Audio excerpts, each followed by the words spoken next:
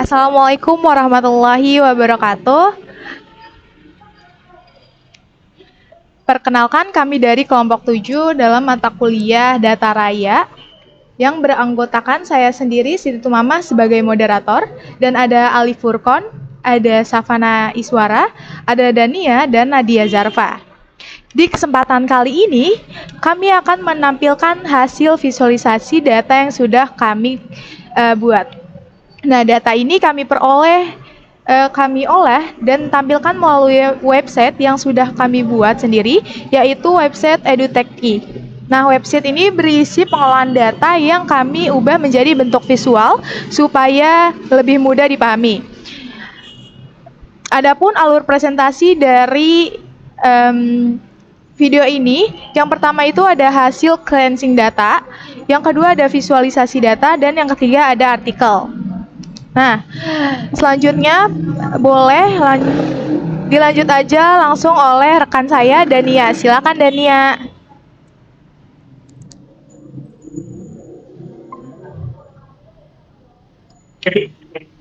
Halo semua, saya Dani Amsdelvi dan sebelum kita masuk pada presentasi hasil akhir yaitu website dan artikel yang sudah kami buat, saya akan memaparkan hasil riset mengenai data-data tren lowongan kerja di bidang teknologi pendidikan.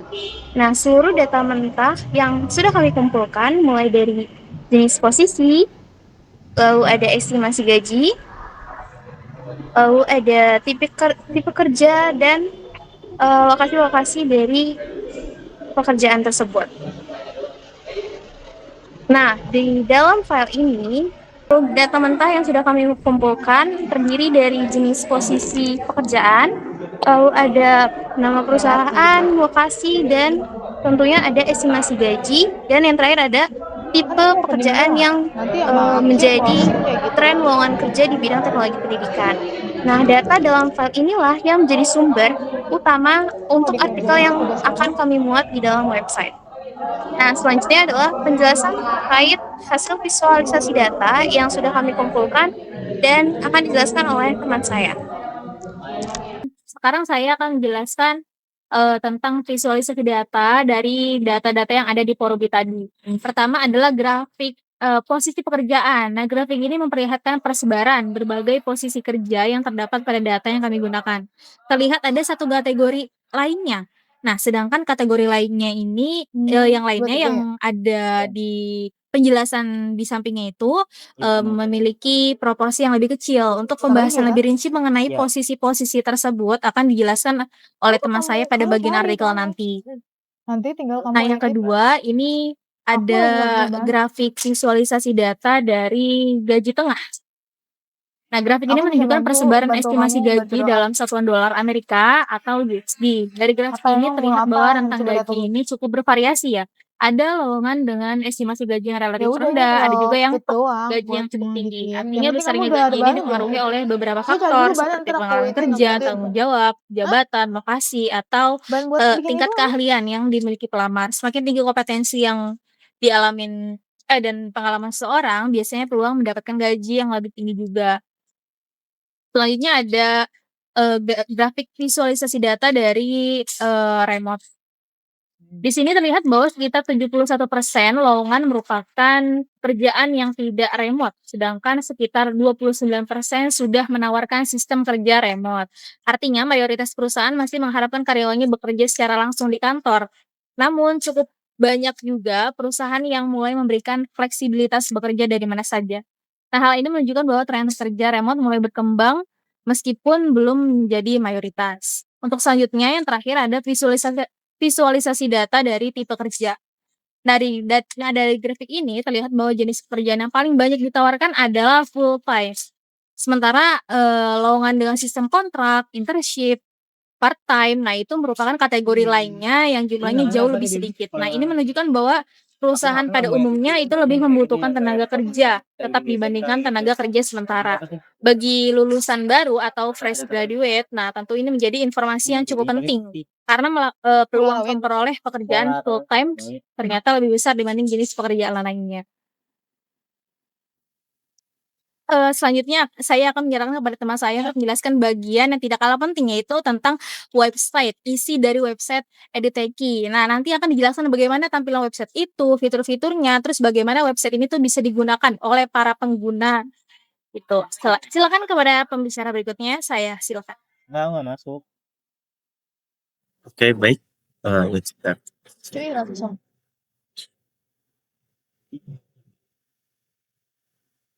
Oke, baik nih. Untuk berikutnya yaitu bagian website. Jadi setelah data dianalisis dan divisualisasikan, kami mengintegrasikannya ke dalam platform digital agar lebih mudah diakses publik. Kami telah membangun sebuah website dengan nama Eduteki. Jadi website ini dirancang sebagai hubungan informasi yang menyajikan hasil data analisis dan visualisasi kami secara intuitif sehingga audiens, terutama mahasiswa atau praktisi dari teknologi pendidikan, dapat menjajaki hasil tersebut dengan pengalaman pengguna yang lebih. Kemudian salah satu dari kami itu dapat Kayaknya nggak ada materi nanti. yang akan dijelaskan oleh saya. Baik, jadi dari data tersebut, hasilnya jadi sebuah artikel berjudul Tarif. Kami ambil bayangkan yang dari sang ini dapat nah, kami bukan 200 dana lowongan kerja di bidang learning and development, instructional design dan training. Lalu melihat keragaman isinya, kisaran gaji, pola kerja remote, dan sebagainya. Nah, di sini bisa dilihat untuk visualisasi datanya, dia ada pie chart, dan lain-lainnya. Isi sebarannya itu sangat luas, mulai dari training manager sampai dengan posisi penjualan. Nah, dengan masing-masing tadi yang teknologi 1-2% dari total 200 data. Nah, jadi tidak ada yang seperti yang menjadikan bagian dari macam belajaran, tapi tersebar juga ke perusahaan. Nah, hasilnya posisi untuk lulusan jurusan di teknik pendidikan ini cukup beragam. Gajinya juga kompetitif secara global dan mayoritas pekerjaannya bersifat tetap. Nah, jadi artikel ini kami susun agar kalau teknik pendidikan ini gambaran yang konkret soal aspek kerja jurusan ini nanti. Untuk selanjutnya akan jadi scroll untuk artikelnya. Nah, kami mendapatkan di sini ada untuk visualisasi yang interaktif. Bagian artikel tadi kami membuatnya di Looker Studio. Nah, kalau di sini yang bagian ini itu lebih pada interaktivitas dan juga bisa kita cari.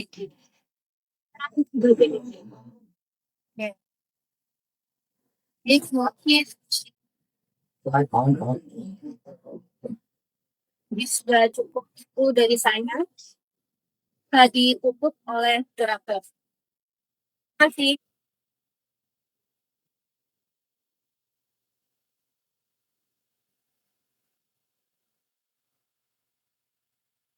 Oke, baik. Terima kasih untuk teman-teman kelompok 7 yang sudah memaparkan hasil visualisasi dari data yang telah dikumpulkan.